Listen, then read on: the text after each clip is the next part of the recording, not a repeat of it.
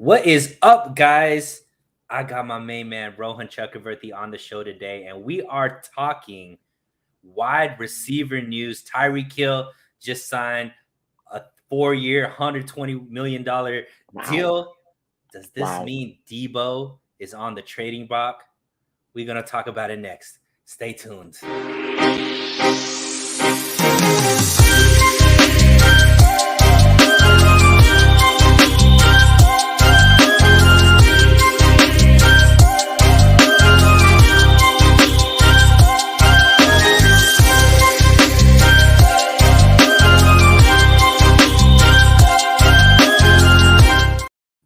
What is up, fam? Thank you so much for joining us today on So Real Sports Talk TV. I got Rohan Chakravarthi on the show again because you know what? Whenever breaking news breaks, he's the guy I want to hear from. I want to get his analysis. I want to get what he thinks about because, you know, this is a smart dude. So I appreciate you, Rohan, once again for being on the show. I don't even want to know how you're feeling because I know you're excited. There's a lot of stuff to talk about. Exactly. And let's start out with, man. So all of a sudden, within the span of an hour this morning, Tyreek Hill went from being a Kansas City Chief to they were in talks to do an extension, to extensions were broken off. Tyreek Hill was given permission to get a trade, and then within like an hour all of this happens, and then he's traded to Miami not only for 5 picks, but he gets extended for a 4-year $120 million deal. So it was a whirlwind. I remember even you tweeting, we're like, what did I wake up to? Like, it was crazy because I woke up today at like 9:30. 2 minutes later, Tyreek Hill gets traded, and I'm like, what in the world? And then I go back, I check the timeline, and I see, okay, so this deal has kind of been going on over the past few days because obviously kind of the thing with wide receivers now, right? We've seen Dante Adams go through a similar route. Receivers want to get paid, and even when they have their contract, right? Receivers want to get and want to meet the market. And Tyreek Hill, he's age 28 right now, going into his age 29 season. So obviously in the peak of his prime, he wants to get the most money possible. And this is the deal that kind of allowed that to happen. So I understand on Tyreek Hill's side, Chiefs, obviously, guess what? When you have a guy like Patrick Mahomes, when you have a guy like Aaron Rodgers, your cap space is significantly going to be limited. And so obviously with all the big contracts they're already paying out, they're paying guys like Chris Jones, they're paying Travis Kelce, they're paying offensive linemen like Orlando Brown, that's likely going to happen, and Joe Tooney. They're paying guys, and like all the money that gets allocated, kind of there's one odd man out, and that's where Tyreek Hill came. He wanted $30 million. They obviously couldn't offer it to him, and so they ship him off to Miami. And now, yeah, Miami gets their guy. And that contract extension. 4 years, $120 million. The interesting thing is Adam Schefter did tweet that I think $72.2 million begins if Hill is on the roster at 2023. The remainder of the $72.2 million is fully guaranteed. I think it's $56.6 million guaranteed at signing, and then the entire contract is guaranteed after the second year. So this is a fully guaranteed 4-year, $120 million contract for Tyreek Hill. That is crazy. And I mean, that's why earlier today. Whoa. Before you go, I know you about to go off, but let's reel it back a little bit, my man. Let's reel it back. So obviously, one, congratulations to Miami. They're doing big things for just what Mike McDaniel's been able to do in the last 2 days, signing Armstead for left tackle, and then, you know, now Tyreek Hill. That's got to be one of the best 2 days ever in free agent history. But we, as 49er fans, look at this and go, oh, buddy, right? We just saw Davante Adams' contract. We were like, oh, boy, what's Deebo going to get? Then Tyreek Hill gets his contract. We're like, oh, God. Now, what does this mean for Deebo Samuels, who is up for a contract extension? Lynch already stated that it was already planned for them to re-sign and extend Deebo. Is this feasible for the 49ers now, knowing that Deebo's probably going to want somewhere close to this money, if not even more? Mm-hmm. Right. And like, I mean, I tweeted out right after the Hill deal. Deebo's like, I didn't mean this at all in a way that Deebo Samuel was getting traded, but I tweeted out that Deebo Samuel's value is extremely high in terms of trade value right now. And it might be even at a peak right now of where it'll be, just because the receiver market is going buzzing right now. We just saw Devontae Adams get flipped for a 1 and a 2. Tyreek Hill just got flipped for a package of, I think, 5 picks in total or something like that, which is a crazy amount of value because when you look at it, right, the value of receivers has slowly been depreciating over the last couple of seasons. Why? Because so many talented receivers come out of the draft every year. You have a batch of 10 to 15 receivers that can just be starters in the NFL going into the next year. And with so many talented receivers, there's going to start the question is going to start happening. Do we start paying these high echelon receivers because we can just go ahead and go into the draft and produce another receiver that performs? Obviously not at the talent of a high echelon receiver, but performs enough to where a team can win games. And also, that comes at a price $20 million less than what you were going to pay a high echelon receiver. So that's kind of where my logic is going to. Because because there's so many good receivers right now, and the value of receivers are depreciating. I mean, we see stalwarts, right? Robert Woods get traded only for a sixth. Jarvis Landry was straight up cut. Amari Cooper for a 5th round pick, and these are top tier receivers, right? And I mean, we saw Odell Beckham Jr. get cut as well. It's just that's the market for receivers right now in terms of value. And so when you see these guys getting moved for so much, you realize, wow, Deebo Samuel's value is at an all-time high. Me personally, though. Well, let's push back. Can I push back on that just a little bit before you go into what you think they should do? But so here's the thing where I think Deebo is a little bit of a different situation than a Devontae Adams and a Tyreek Hill. So as far as like classical wide receiver positions, I don't necessarily think Deebo might have as much value as Devontae and as Tyreek. But to a team like the 49ers, I think that he's just as important as those two receivers are to any team because of his ability to have yards after the catch, for his ability to move into that wide back role that, you know, the 49ers created for him. And just the way that he last season pretty much put this offense on his back to get them to turn around their season and make their deep playoff run. The issue that I think when it comes to evaluating what a team would trade for Deebo is that's a very specific skill set that you have to have a very specific type of offense to be able to maximize, right? And I do believe there's only maybe like 4 or 5 or a handful of teams, Rohan, that actually would utilize Deebo in the way that Shanahan utilizes Deebo to get the maximum out of him. So that's one. The second thing is Deebo also plays a brand of football that is very injury prone, you know, where Devontae Adams, he did have some injuries earlier in his career, but for the past, he strung together, you know, a good 2-3 seasons of healthy football. Tyreek Hill, you know, doesn't really have too many injury woes or long stints of games where he's missed due to injuries. But that isn't the same for Deebo. This was his healthiest season this last year, and he still missed, you know, 1 or 2 games with injuries. He hasn't been able to stay on the field in previous years for, you know, the whole season. So those are two things where I wonder whether that trade value that you're talking about is a reality. Because if you look at, you know, Devontae Adams and Tyreek Hill, yeah, they got a lot. But even a guy like DeAndre Hopkins, who, like I said, classically as a wide receiver, probably is a better receiver than Deebo just based off of, you know, the tree and all that kind of stuff, wide receiver tree. But he only got like 2 picks and a player. And I think the highest pick was like a 3rd or 2nd, something like that. So knowing those attributes, do you still believe that a trade for Deebo would get you a first or multiple firsts or multiple picks like you're seeing with these other trades for like a Devontae and a Tyreek? I actually do. And the reason is, when we look at it, yeah, Tyreek Hill got more than Devontae Adams got, right? Tyreek Hill got, I think it was a 1st, a 2nd, like 2 fourths, and a 5th or something like that.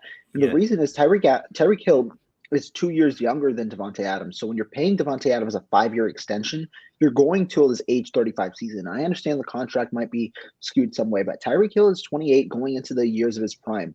The one thing about Deebo is you get 1 year of team control on a very cheap price before paying him that massive salary. And with receivers getting increased salaries, you're going to be paying him, while it seems like a premium now, in 2 years, it might not be as much of a premium because guys like Justin Jefferson, and I mean, guys that even in his class, right? DK Metcalf, AJ Brown, and McLaurin are all going to get paid as well. So it's not like Deebo Samuel is going to be eclipsing the market entirely over the next couple of years, because there are going to be guys that also continue to eclipse the market. Jamar Chase will be the guy in a couple of years like that. So when you see it like that, I don't think that his value necessarily depreciates because the other guys have consistent production. While, yeah, their production very much matters, and I do think that both of them are top receivers in the league and proven that through their years over the last couple of years, I do think that the age also plays a role. And while Deebo Samuel has exhibited some injury concerns in the past, I don't think that that's void of both Tyreek Hill and Davante Adams. I think that Davante Adams has had the toe injury, which dragged on for a while, and I think required surgery. Tyreek Hill has also had hamstring injuries, and anytime you have that blazing speed at that such at the frame that Tyreek Hill possesses, it is somewhat of a concern in terms of, will he continue to pull hamstrings and things like that. So I don't think that the injury concerns are devoid of those two players either, which is why I'm not as pessimistic towards Deebo Samuel's trade value necessarily. I do think that his contract is a benefit. I do think that he won't demand nearly as much as these two. I think that Deebo Samuel's price range is in the 24 to 27 million range. So I think he demands less, probably less money in guarantees at a younger price. And you also are able to utilize him in different ways. And like you said, there aren't many teams that might utilize Deebo Samuel properly, but a team that will, and a team that was interested in Tyreek Hill was the New York Jets. And they know how to utilize Deebo Samuel because it's a similar offense. And so that's why I think there is value. There still could be considerable trade value for a guy like Deebo Samuel. All right. So Deebo is one of my favorite players on the team, Rohan.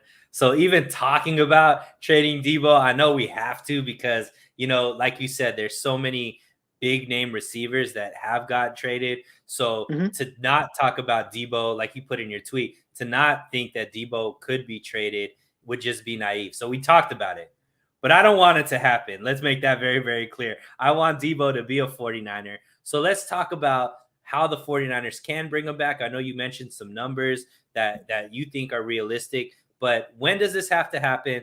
How does this happen? And do you think it happens?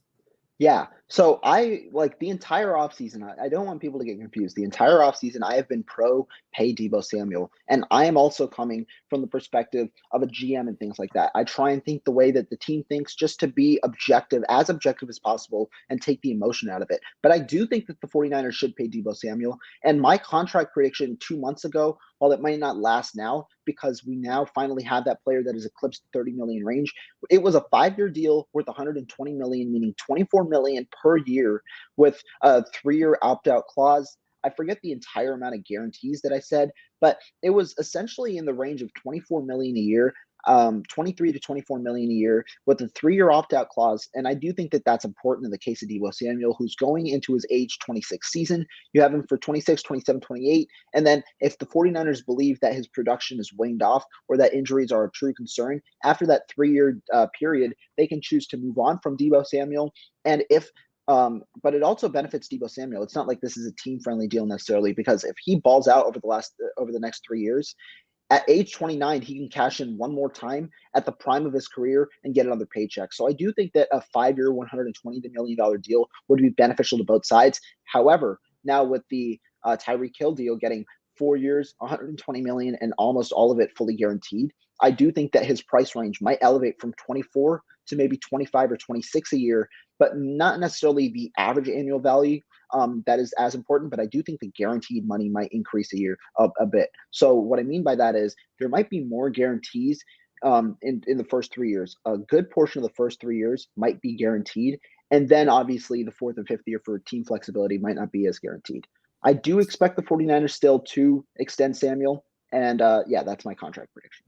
Okay. Sean K. Leohi, thank you for joining in, bro.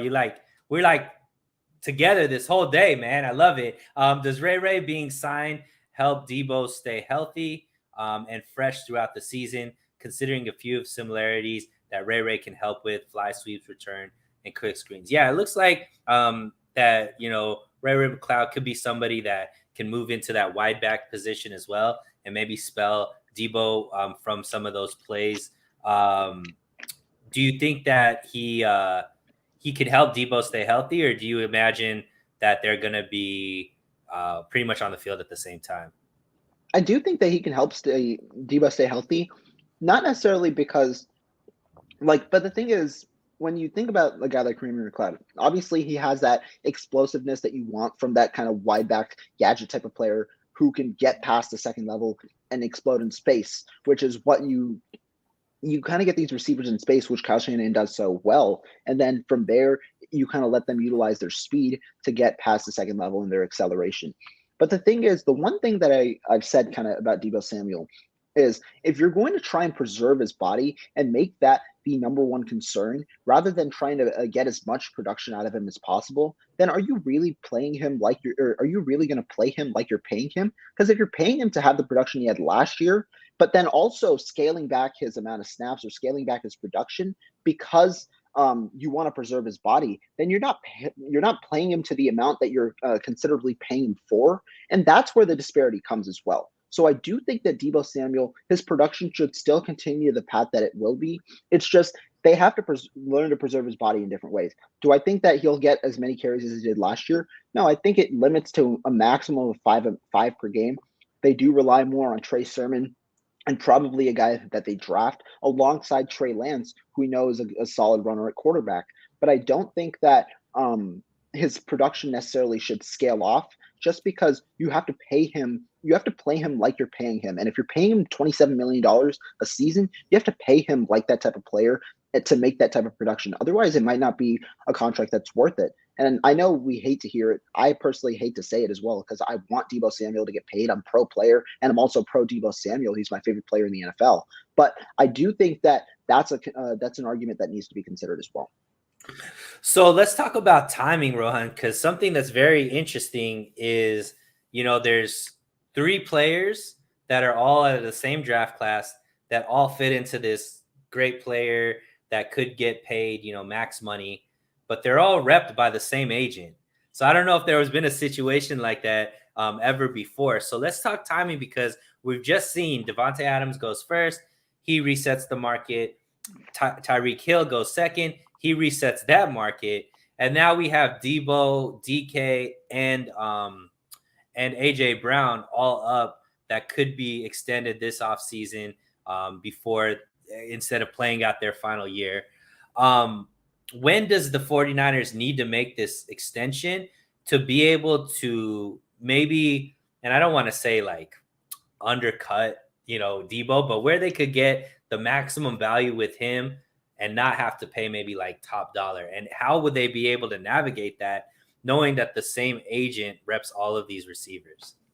Yeah, so obviously the easiest way to get the most value out of Deebo Samuel in terms of when you pay him is obviously you have to try and beat the other teams in the market, right? Pay him first. DK Metcalf, a report came out yesterday that they're absolutely trying to extend him before the 2022 season. I'm assuming the same would be for Terry McLaurin, especially if they're trying to go all in, because Terry McLaurin is that type of receiver. And the thing is, the interesting part is all 4 of these receivers were not first-round picks. They're second-round picks, which means they are free agents at the end of next year. And so that's why I think teams will be inclined to pay to sign each of their free agents, including A.J. Brown. So that's why I'm saying the 49ers are going to have to try and beat teams to the chase. It's all going to come near the start of training camp. I'd assume contract negotiations really heightened during July, late June, July, during that period, once the draft is settled, once probably Garoppolo gets moved and things like that, for this kind of to go into fruition. But I do think that they have to try and beat the market, and they do have to try and pay Deebo Samuel first before these teams. They've shown a propensity to do it before. We saw 2 years ago when they paid Fred Warner, they beat the Indianapolis Colts of Darius Leonard, who ended up getting $6 more million overall on his contract than Fred Warner. So they've definitely shown a propensity to do it, but they normally negotiate these big term deals right before training camp. We've seen the George Kittle deal happen like that. We've seen the Fred Warner deal happen like that. So that's something to keep in mind. I do think, though, if they do have to pay him, they will have to try and probably accelerate their deadline, which means accelerate the rest of their moves, including moving Jimmy Garoppolo. which we'll get to later. But like they probably have to accelerate their moves so that they can create the amount of cap they need. And also remember, it is a lot of like semantics and negotiations because Deebo Samuel's cap hit is not going to increase that much, right? We know how the 49ers scale deals. It's heavily backloaded with a good amount of language in it, with like 3-year out clauses, with certain guarantees going elsewhere and certain incentives. But they do have to try and beat the rest of the teams to the chase, which will make it interesting, like you said, because all three people are rep by the same agent. Yeah, that will be interesting, and let's hope that they get it done. I guess the one saving grace is it's been discussed by Lynch already in his combine statements that this is in their plans this offseason to get Deebo signed, as well as Nick Bosa. He said they're both going to be here for a very long time. So I hope we could keep him at his word and, so that we don't have to see Deebo go, especially with Trey Lance most likely being the starter. Seeing Deebo with Trey Lance, I think would be fun to watch. So there was a little bit more breaking news, Rohan. I know I didn't put this on the topics ahead of time, but I'm sure you'll be able to handle it. Sean Kaliohi brings it up. Rams in talk with B-Wag. Right. This is somebody who, a lot of people, including myself, flirted with bringing to the 49ers. Obviously, we already have, one of the top middle linebackers in Fred Warner. The other person is Wagner. Obviously, you just mentioned Leonard as well. All three are, some of the top linebackers. But one thing that I think B-Wag does a little bit better than Warner is stop the run, which is, something that was a little bit of a weakness for the 49ers, at least early on last season. How do you think that, what do you feel like, I guess, initially seeing that there is mutual interest between Wagner and the Rams in, bringing him to the Rams and that he's going to visit them as well? Yeah, I mean, the Rams obviously are trying to fill out a hole, right? They've lost a good amount of players in free agency. Their weakest spot on the defensive in their defense was linebackers last year.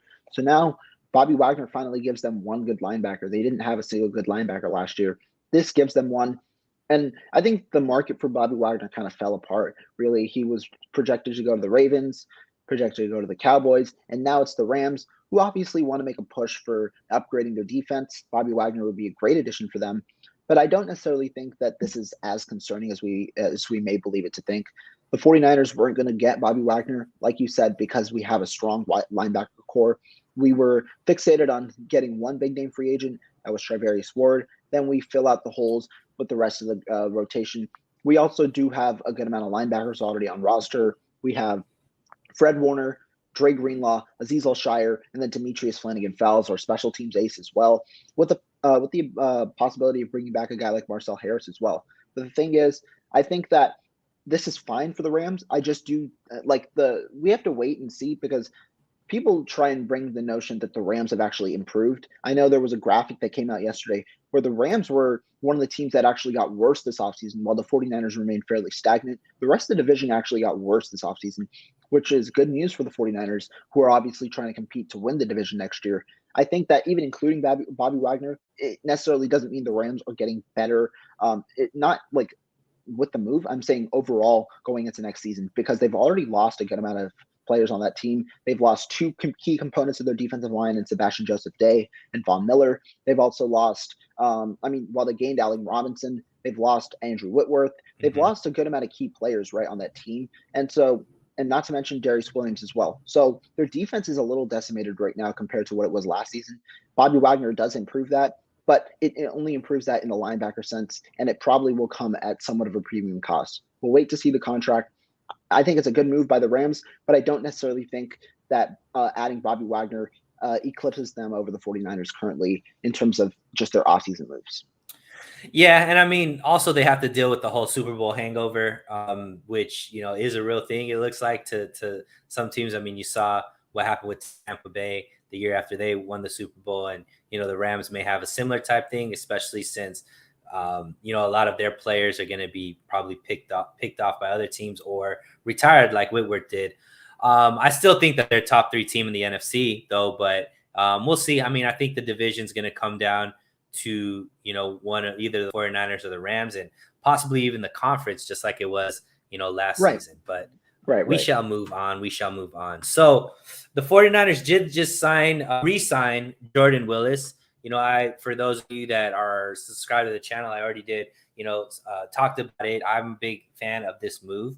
But, this does come on the heels of losing DJ Jones, possibly losing Arden Key as he's, doing his rounds as well. We all know that this defense is built around the defensive line. And, it being an elite line is what makes this defense either be a really good defense or a somewhat mediocre defense. So obviously replenishing those guys was important. They have made a couple of moves, obviously just bringing in Jordan Willis like we spoke about. They've also brought in Hassan Ridgeway from the Eagles to fill in a role. I think they re-signed Mo Hurst and obviously Kinlaw is still there. But do you feel like this team has done enough in free agency to still maintain an elite defensive line? Or is there more work that needs to be done? So I do think that I don't necessarily think that when we look at this defensive line, we have to look at free agency just because you said it yourself. This defensive line was good last year. And who have we lost on the defensive line? I mean, when we lost Arden Key and we've lost DJ Jones. But we're likely to replace one of those players with a guy in the draft. Currently, when we look at our defensive line, we have 10 guys, right? We have Bosa, Ebukam, Omenihu, D Ford as our 4 edges. Then we have Armstead, Javon Kinlaw, Kevin Givens, Maurice Hurst. Then we have Jordan Willis and Hassan Ridgeway. So that's 10 guys. And I mean, if you want to disclude D4, that's 9 guys. The 49ers carried 11 players on their 53-man roster that were defensive linemen last year. So in reality, if D4 is staying on this roster, there's one more spot really. And I think that is addressed in the draft. I think that the 49ers weren't necessarily looking to get better in terms of their defensive line based on their offseason approach, but at least remain the same, right? You have a top 5 defensive line this past season. You had one in 2019, and they prioritize the depth, right? So when you lose a guy like DJ Jones, obviously because of salary cap purposes, what do you try and do? You try and get a guy who replicates that type of build so that you can somewhat develop him into a player who can somewhat produce like DJ Jones. And that's Hassan Ridgeway, right? Who's got a good athletic profile, who's very strong, but has to put it all together. And guys like Chris Kosaric kind of fit that mold of a guy who can transform Hassan Ridgeway's career into somewhat of an effective pass rusher on the interior for third downs. And I think that with Javon Kinlaw coming back, obviously he's the biggest wild card. If he comes out back and he plays very well, guess what? This defensive line is getting better. You know what I mean? But if he doesn't come back to full strength, and even after the AC or the knee reconstruction and all the surgery stuff he did this offseason, if he doesn't come back to full strength, then we have a little bit of an issue because now instead of DJ Jones, you have guys, rotational players, right? Like Kevin Givens, Ridgeway, and Maurice Hurst kind of filling in for that DJ Jones role. However, they do have the option of obviously getting better in the draft. They have a high pick at 61. This is a very deep edge class. Guys like Arnold Ebiketie, guys like Myjai Sanders, and guys like Nick Benito. I mean, all those guys could be there. George Karlaftis is likely a first-round pick. I don't think that we can get him, even if we try and trade up. I do think that he goes in the first round. He's a very solid edge rusher as well. He could even potentially go top 10 after the David Ajabo injury. But there are a good amount of defensive ends in this class that we can get, and that's why I think that's the next move for this kind of group. What I have liked for us to re-sign a guy like Arden Key, yes, the price though it seems a little hefty. I was a little, I won't say disappointed, but I was a little surprised that we didn't go after a guy like Dante Fowler or go after one of those, edge rushers that could have that we can just use as a reclamation project, get back to the normal sense of production. And so that's the one thing the one pushback. But I'm somewhat fine with what they've done with defensive line so far, just because we know that it's always been a strength of the team. Yeah, and I've been a big stalwart of, I think the 49ers have started to realize where they're really good and places where they have some weaknesses. And one of their strengths, I think, is Chris Kosaric, right? His ability to take just a certain caliber of athlete and then turn them into a really productive defensive lineman. And guys like Jordan Willis and Charles Omenihu are players who we didn't get a full season with last year because Jordan Willis obviously was suspended. Omenihu came in a mid-season trade. But even in the short amount of stint that they had with playing with the 49ers, they were highly productive players, especially in the playoffs where both of them did make an impact in those playoff games. So I think that level of player who hasn't quote unquote made it yet, meaning been a sought after free agent, guys that teams are willing to give a long-term contract at big money, that are here trying to prove to the league that they're worthy of those type of contracts. I think those are the type of players that the 49ers could constantly get to bring into rotations on 1 or 2 year deals where they know they're going to be showcased, coached the right way, and then they just see guys like DJ Jones last year, Kerry Hyder, possibly Arden Key this year, go where these guys were not big names before they got to the 49ers. And then all of a sudden, once they play in the 49ers for a year or two, now they're off signing big money contracts with other teams. So I think that Jordan Willis and Omenihu are actually going to have really big step up years this year, just because they're going to get a level of playing opportunity plus the hunger that they have. I think that bodes well for the 49ers defensive line. Yeah, definitely. I mean, the one thing that kind of where if you're trying to justify the 49ers decision, edge was a premium position that was getting paid right this offseason. We saw Von Miller get $20 million a year on a 6-year deal, although it's more of like a 4-year deal. Still, it's a good amount of money. Chandler Jones got 17.5 a year. Guys like Randy Gregory got $14 million a year. Guys like Zadarius Smith got $14 million a year. So we're seeing people get paid, which is why they probably opted to go at cornerback, where J.C. Jackson only got 16.5 when the cornerback market is around 20 million. So that's where their logic, I'd assume, was. But there are still a good amount of free agents left, where if the 49ers want to address defensive end, they could definitely do it. The only thing is, do they have the roster spots on the 53-man roster to do that? Or will they have to move on from one of the players that they've already signed in training camp or something like that? Should they want to add in another edge rusher via free agency? Right. Sean states, Omenihu was a great pickup, can play the wide 9 on base downs and still kick inside and be very effective from the 3 technique. Excited to see what he'll do this year with Coach K. I absolutely agree with you, Sean. I'd love to see Omenihu as well as Willis get a full season with the 49ers. They seem like guys who really love it here. That interview that Jordan Willis did after his big Green Bay game in the playoffs, where he pretty much single-handedly won that game. Just the fact that he was just a team first guy. He seemed just so appreciative of what the team has done for him. And Omenihu seems the same way. So I think a full season with these guys is going to do really, really well. And like I said, I mean, even though a lot of people think we're going to miss DJ Jones, we're going to miss him as a person. But as far as this production and stuff, I think that the 49ers just by committee will be able to be just fine.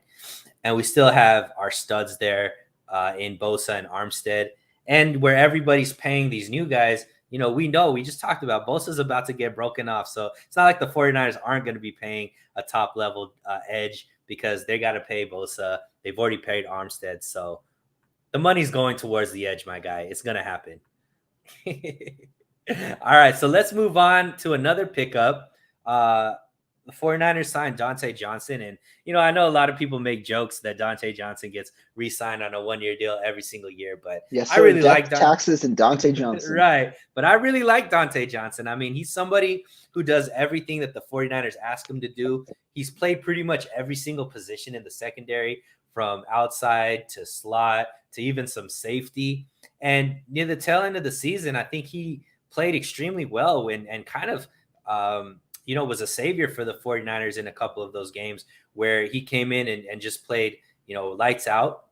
Mm-hmm. So, but this is a little bit interesting to me, Rohan, because the 49ers, speaking of how many players that they put on their 53-man roster, I believe last year they kept 4 safeties and 6 corners, I believe is what they kept. I believe those numbers are correct. Yeah. I know it was 4 safeties, and I think it was 6 corners. Yeah. Right. So signing Dante Jackson makes 6 now that they have on the roster as well. So they're already up to the amount of players that they kept on the roster, on the 53-man roster. And there's still like maybe position holes that people think like they haven't signed a safety quite yet that people are excited about, lining up next to Ward. people are still questioning whether they have found a solution at that slot corner. And then there's also a guy like Verrett that has been tossed around, whether or not they're going to bring him back as well. But bringing in Dante Jackson, making that 10th, member of the secondary that's already on the roster, what do you think happens now? Do you think that this means that the 49ers are done signing people in free agency? Are they going to draft people? Or, do you still think that it's still open to any option? Yeah. To my knowledge, I think we have 9 currently with 5 cornerbacks because we have Ward, Mosley, Thomas, Johnson, and then we also have Deommodore Lenoir. So we have they also one more signed Hallman.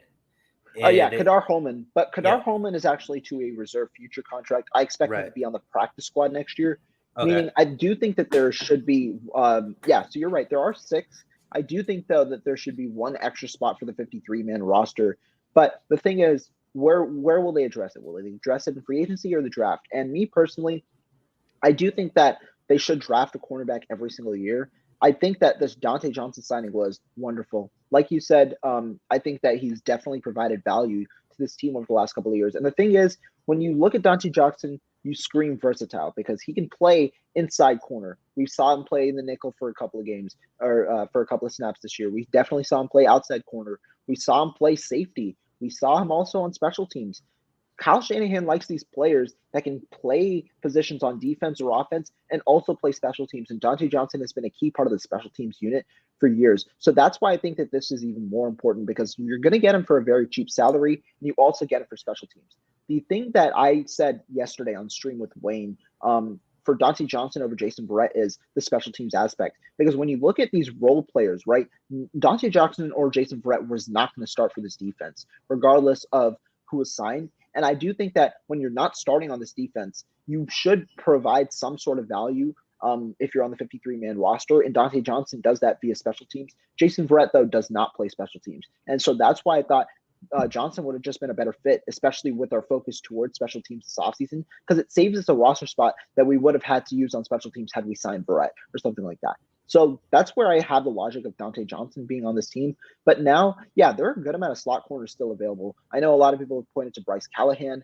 I personally am fine if we move Mosley in. I think that Mosley is one of the stronger tacklers, and he plays with such a physical style. He can hold up in coverage. He's done it before. I know he's been damn good on the outside, so I'm fine if he sticks on the outside and we sign a slot corner as well. But I do think that this is a position that we still have yet to address in terms of on the roster, because Deommodore Lenoir, I think that he's a solid backup. I don't think that he'll start this year at slot corner.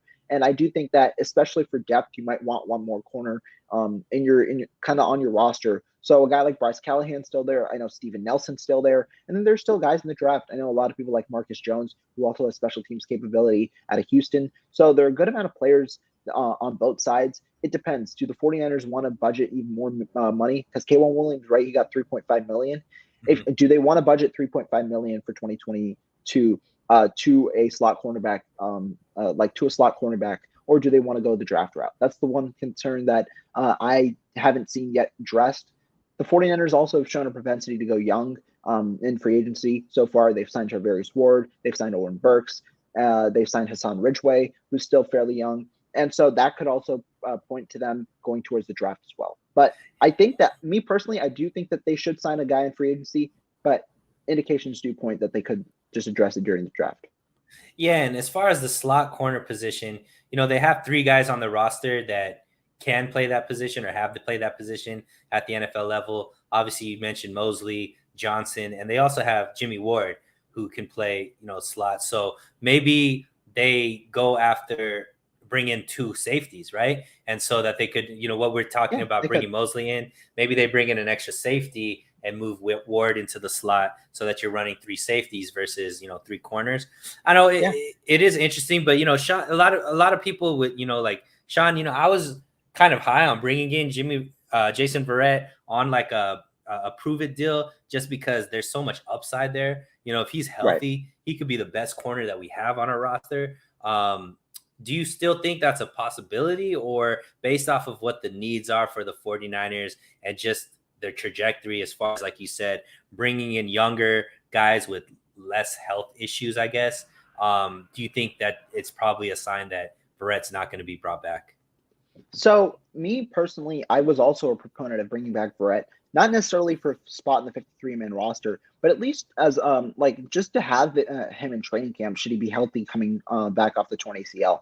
And so when you have a guy like Barrett, right, obviously the upside's high, and if he's willing to accept a spot on the practice squad, should he not make the 53-man roster, I'm all for it because you have a veteran there, and he should we face injuries like we have over the past couple of years, we've had an injury to Barrett last year. We had injuries to Mosley last year. We've had injuries in the cornerback room. And so having him over a guy like Josh Norman or Drake or Patrick coming in as that emergency cornerback, I think that'd be very helpful. So if he's willing to accept a spot on the practice squad, I think that he'd be very helpful because if an injury comes in, he can slot in and play cornerback.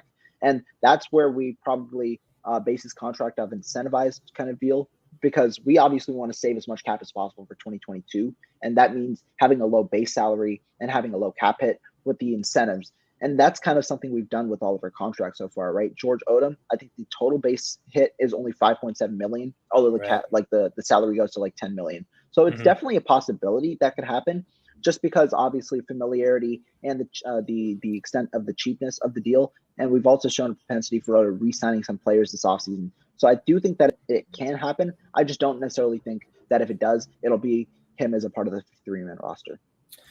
And before we get off this topic, Rohan, I know you've been one of the biggest proponents that Tart is somebody who the 49ers could bring back. Right. Seeing the writing on the wall, what you see with the safety market right now and what the 49ers have done, to me, it seems like still a question mark, even though they have brought in a safety in Odom. But, is he a starting caliber safety? They obviously re-signed Tavon Moore. Is he starting? Is he ready to start? Hufanga, is he ready to start? So it is something for me that is still a question mark. Do you see Tart coming back, or do you see this as a position that the 49ers are going to just solve in the draft with a very deep safety draft this year? Yeah, I mean, it's a good question. And I was one of the people like that wanted Tart back. But right now, who do we have at the safety position? We already have Jimmy Ward. We have Hufanga. We have Odom, and now we have Tarvarius Moore. So that's already 4 players. We only carried 4 safeties, like you said, in 2021. And if we address safety in free agency and in the draft, that's 6 safeties. That's too many for the roster. So I don't necessarily think we're going to do both. I think it's going to be one or the other. And given our kind of affection towards the younger players this offseason and the deepness of the safety class, I do think that the writing is on the wall in a way, and that the 49ers are going to transition towards getting a safety in the draft, especially because they've paid both their players, right? Odom has a signing bonus. I don't necessarily know if Tarvarius Moore's contract is fully guaranteed. I don't believe it is. But if the only way I think it is if Tart battles with Tarvarius Moore, although Tarvarius Moore is only 25, he's younger, and that's kind of the way the 49ers want to go. There are still, though, a good amount of safeties, right? There's Terrell Edmonds, there's Keanu Neal, there's DeMonte KZ, there's Tart. There are a good amount of starting Jabril Peppers, Landon Collins. There's still a good amount of starting safeties in free agency. So the 49ers, if they want to address the position in free agency, they should be able to address it and get a good value for whoever they sign coming out of free agency. But it seems like they're going to address it in the draft with so many good prospects.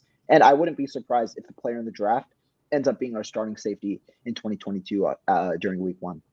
And that was going to be my follow-up question to you, Rohan, is the safety that they do bring in the draft, assuming that they go that route, do they have to be capable of starting right away, or can the 49ers, survive this season with one of the guys on the roster starting alongside Jimmy Ward? No, I don't think they have to be capable necessarily. I mean, we saw last year, right? The rookies didn't play much. Ambry Thomas started only playing in week 14. Right. Before that, Deommodore Lenoir got snaps early on, but didn't really play much. So I don't think they necessarily have to be playing early, but I do think that it'd be a huge benefit of the team if they come in as a starting safety, just because right now, I don't think there's a starting caliber safety on the roster next to Jimmy Ward. That's my personal belief. I don't think Talanoa Hufanga should be the starter if we are going all in 2022, nor do I think Tarvarius Moore should be the starter if we're going all in 2022. And Odom has the potential to be a good safety in the league. He did start 7 games last year, and he's shown some sort of affinity to go after the ball. But I don't think that he's also a starting caliber safety. right now, which is why I think it's important that if we go in the draft, we hit on the pick, because that guy should be the starting safety in 2022, at least in my opinion. Isn't that a little bit scary though, Rohan? Because at the end of the day, you're banking a lot on a second round draft pick or maybe even a third round draft pick being your starting safety. And if injuries and all that kind of stuff happen, that's where I think the biggest question mark right now on the defense is that safety position, because it doesn't seem like there's two bona fide starters. After Jimmy Ward, everybody else is kind of like a good backup player. Piece. Yeah, rotational piece, not a bona fide starter, which is why, I would probably feel more comfortable bringing in a guy like Tart on a 1 year prove it or another 1 year contract, just because at least, you have a solidified bona fide starting safety duo out there. But, I yet to be seen, right? I mean, maybe they bring in some of those other guys you mentioned as well. I just really would feel comfortable, because that's the only thing that's missing on the defense is another starting safety in my eyes. Yeah, I mean, I do think that, me personally, I still believe that Tart would be a very good addition to this team. I do think that he'd start regardless if he was brought on for 2022. But the thing is, yeah, the 49ers, right, they kind of want to transition away. And you brought up injuries. Tart was not that, he was relatively healthy this year, but he's had injury concerns in the past. And the thing is, if you go towards Tart in 2022, like I said, there's already 4 safeties on the roster. Adding Tart would be 5, which makes it unlikely that we at least draft one high, and have 6 safeties carried on for the roster for 2022. Meaning that if Tart gets injured, then you might not have a starting caliber option, and it's more likely that Tart gets injured maybe than someone in the draft. That's the one pushback on that. I do believe that we should bring back Tart, but yeah, this is the one position where we've kind of, or not the one position, but this is one of the main positions where we've deteriorated in terms of talent this offseason, because I do think that we've gone from a starting caliber option to replacement level options at safety at the moment. And so that's why I think it is important that if we hit on the draft, or if we choose to draft a safety, it is important that we hit on it. And the thing is, like you said, we're drafting only at 61, right? We're only drafting in the second round. So we technically don't have an indication of how the board is going to go. And so it is placing a bit up to chance, and it is scary because guess what? The 49ers don't really go BPA, at least with their early picks. When they go BPA, they have a good affinity, and they do have a good track record of selecting, right? They go BPA in the later rounds, and that's where a lot of their picks hit. But when you consider their first round selections, Javon Kinlaw was or not necessarily a reach, but it was a pick based on need, because they needed a defensive tackle. And a guy like Michael Glinchey was a pick based on need because they needed an offensive tackle. And so when they go based on need, they might not always go for the best player on the board, but rather someone that they really need, which kind of forces them to reach in terms of talent on the draft. Right. So maybe the 49ers need to get used to Jimmy Ward, Tavon Moore safety duo, because it looks like that might be the starting tandem unless they find somebody in the draft. So let's finish off with this, Rohan. So Jimmy Garoppolo is still a 49er. Breaking news for anybody that didn't know. And, something that I've been talking about a lot is, last year the 49ers made it a big deal. I remember the press conference with Lynch and Shanahan where they sat down and they said, we've identified that one of the biggest issues on this team was, we needed to upgrade that quarterback room, especially their backups. Like us as the fan base was like, we've been yelling this at you guys for the past, 3-4 years. Nick Mullins and CJ Beathard are not backup quarterbacks, but it seems like they're going that route again. Obviously the move is to try to get Jimmy off of the roster, and then Nate Sudfeld is the backup. And, for me, Rohan, Nate Sudfeld was a guy who was drafted in the 6th round by Washington in 2016. Right? He hasn't ever been the backup quarterback. He's been like a 3rd string quarterback. Last year on the 49ers, he was a practice squad player. And now all of a sudden, it seems like the fan base is just comfortable with him being the bona fide second option if Trey Lance gets nicked up or injured, somehow during the season. So, I've been mentioning, maybe the 49ers haven't traded away Jimmy or cut him because they are trying to keep him in as a backup or have him there. Or another thing I mentioned is, trading him to Carolina, bringing back Sam Darnold to be the backup quarterback. So at least there's a very steady backup option there just in case Trey Lance does get nicked up, because even last season he did, get injured a little bit where he couldn't play. So tell me what you think about what's going on with Jimmy Garoppolo now. How are you reading this situation, Rohan? Do you think this is like, the 49ers just out of options? Or do you think there's more here at play as far as the 49ers need for a better quarterback room?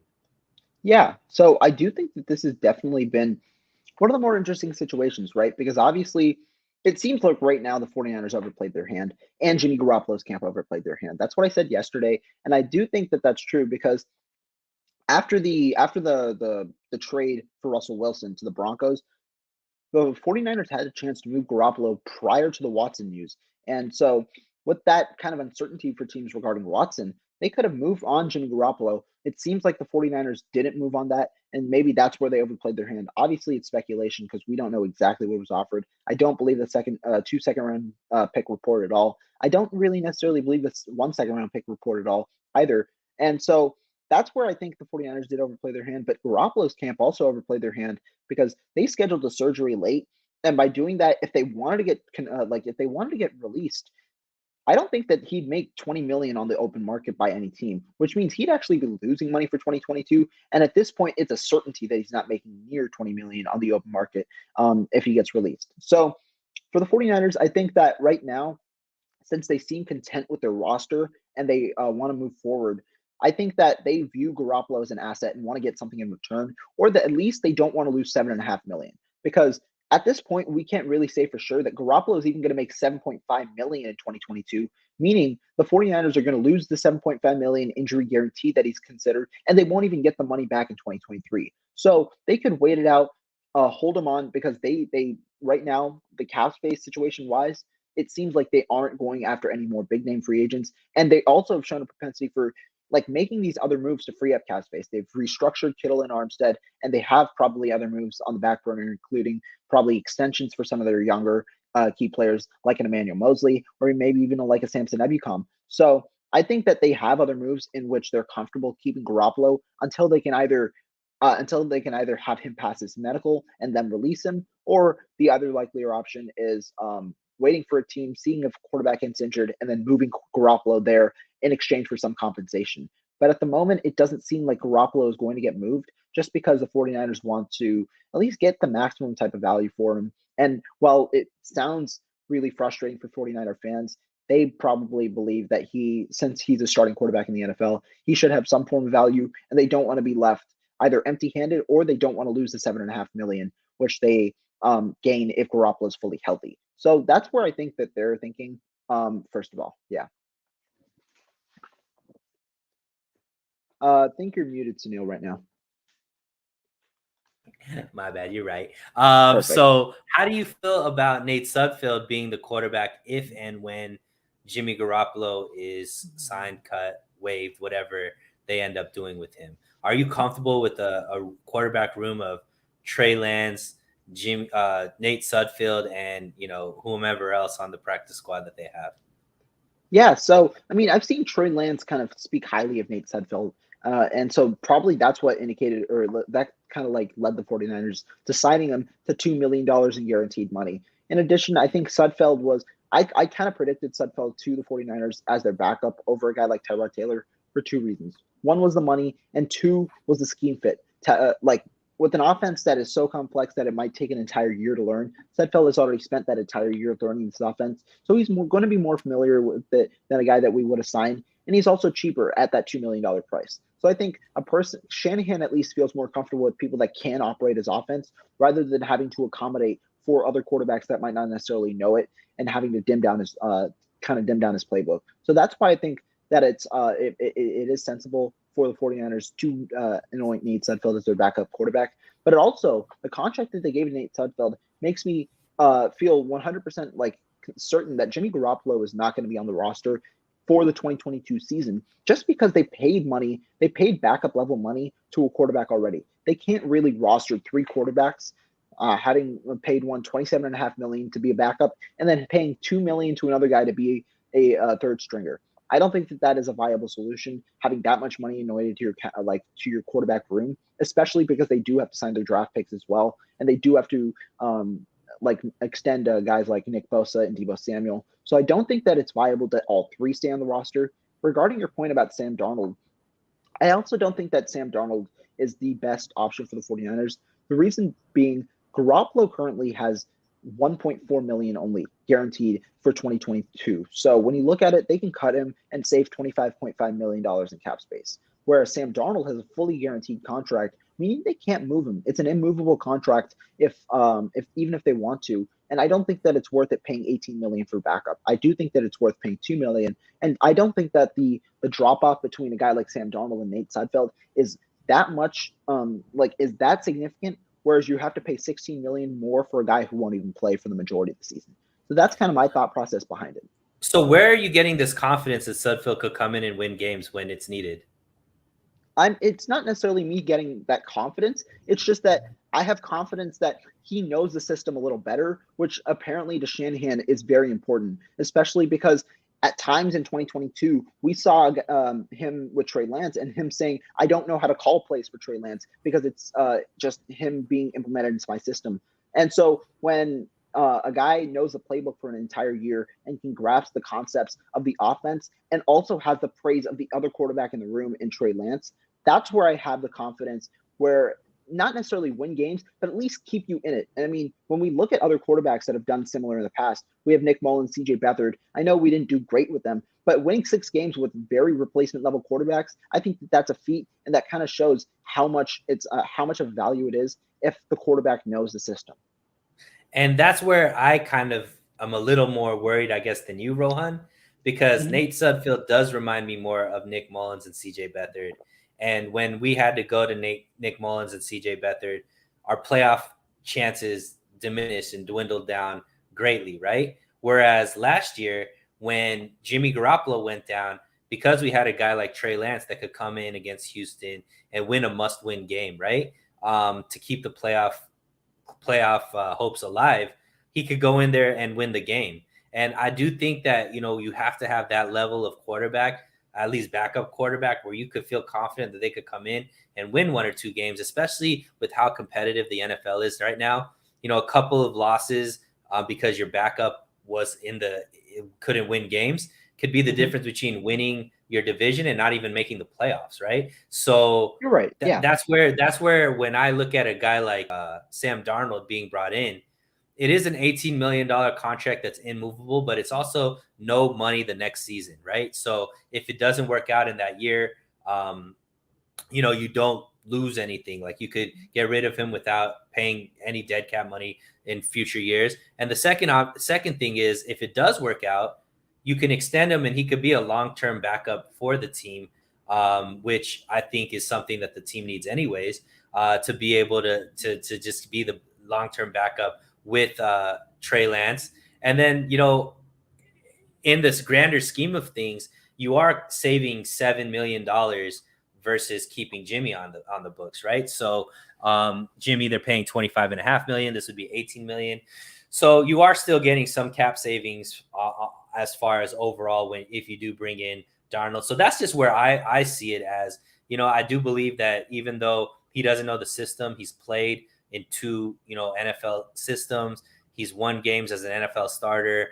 And I think he's probably has to come to the realization that he's not a starter in the league anymore, just because, he's kind of failed at 2 places now. And he's probably more suited for the backup role and playing in an offense under a coach like Kyle Shanahan, who can make quarterbacks look really, really good with his system and scheming.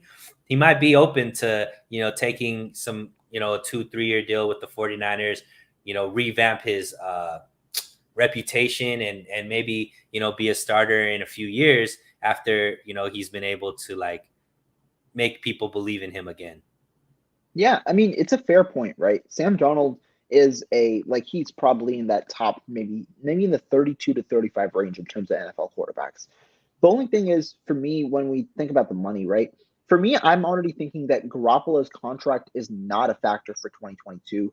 I just think that I just think that there's really no way that he plays for the 49ers on this current contract, which is why I'm removing the $27 million out of the equation and kind of considering the backup money as just the $2 million to Sudfeld. And so when you have factors like having to sign your draft class as well, I do think that that's a big portion because the draft class will cost around 10 to 12 million. And right now, the 49ers don't have that cap space. Obviously, when Garoppolo gets traded, that cap space gets cleared up, or Garoppolo gets cut, or whatever it is. That cap space gets cleared up. But then now, if you added Sam Darnold in a trade or something like that, you're removing the amount of cap space that you need, and that kind of allocates the money elsewhere when you need that money to sign draft picks. And that kind of, I feel like it kind of puts ourselves in a position that's worse for our future by having to restructure more contracts or something like that, or adding more void years to certain deals. And I do think that that kind of harms our future when we're not getting as big of a benefit kind of in return. Because when we think about it, right, our backup quarterbacks, while backup quarterbacks have proven to be valuable in certain instances, we have to kind of consider where they aren't going to be playing, right? Because we should consider our starter to be the starter for all 17 games. And I know it always hasn't worked that way, right? We've had our fair share of injuries at certain positions. We're one of the most. It's never worked that way, Rohan. It's never worked that way. It's not always now. It's never worked that way. Right. But I think that the value of Trey Lance kind of eclipses the necessity for a backup quarterback that's worth that much money. That's just what I'll say. That makes sense. And I mean, I also don't envision if they do bring in a guy like Darnold that they would pay him that $18 million. I believe that I'm assuming that they're going to extend him. Yeah, they'd move his contract, do something with it. Yeah, because I think Darnold is just primed for that as well because he's just been beat up in too many places now where it's just like, all right, this is the only chance I have to really be in a long-term situation, in a situation that may be good for him. He'll be back in California. And, it could be a lot of positive things, I think, for both sides. Carolina needs a reset from with a new quarterback. The 49ers need to get rid of Jimmy to get their reset with their new quarterback. So it just seems like a win-win on both sides. And I do think that, they need a better option than Nate Sudfeld on the squad. And even if they do get rid of Jimmy, they have to bring in somebody, right? They're going to bring in more quarterbacks. They can't just start the year off with two quarterbacks on their roster. So it is going to be interesting to see who they bring in for that. But yeah, man, great work again, Rohan. You always crush it when you come on. Anything you need to plug anywhere, anything that's going on with you guys this week over there on your channel or, with, your writing and all that kind of stuff as well. Yeah, so stay tuned. I do write for 49ers Web Zone. I do post weekly content on there. Good insight that I try and involve in all type of articles, be it contract related, be it team related or something like that. Me and Marco do have our 49ers Red Zone podcast episode dropping this Friday. We're going to go live again, and we're going to be talking about all sorts of 49ers topics, including draft. So be sure to talk about it. We might even have a prospect on there, so stay tuned. But thank you guys so much. Sunil, obviously, thank you for bringing me on. And I'm excited to come back on here sometime soon. Yeah, man. We've been having you. Wednesday seems to be our day. I keep bringing you on every single Wednesday because, hey, news keeps breaking, man. So I got to keep bringing you on. But that's how it works. Guys, once again, thank you so much for joining into the show. Appreciate you guys' comments and your views. Please, go to Rohan's Twitter, on the videos. We have it in the description as well. His YouTube links are usually there. So please go subscribe to him. He's building his channel. What was the last count? You were like in the mid 80s last time I checked. Yeah, now we're in the hundreds. Let's go. Probably just past 100. So yeah, definitely awesome. Growing there as well. Let's go. Yeah, definitely go support him. Him and Marco do great work. I'm trying to get Marco on the channel as soon as possible as well. So yeah, guys, have a great day. I'm going to be signing out. Probably won't see me unless some breaking news happens later on tonight, but I'm going to call it a day for streaming as well. Stay safe, stay healthy, stay hydrated, and we'll talk again very, very soon. Have a great